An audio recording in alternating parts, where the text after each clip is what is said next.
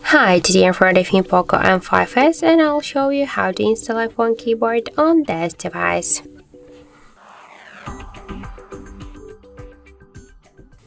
So first let's open the Play Store application, and in the search bar we should enter green Apple keyboard.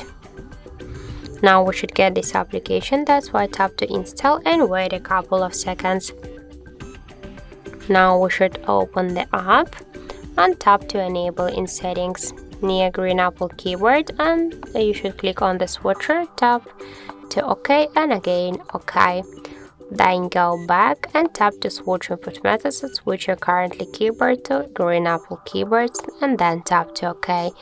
Now we can see that the process is finished, so let's go to the App Store to see the new look of the keyboard.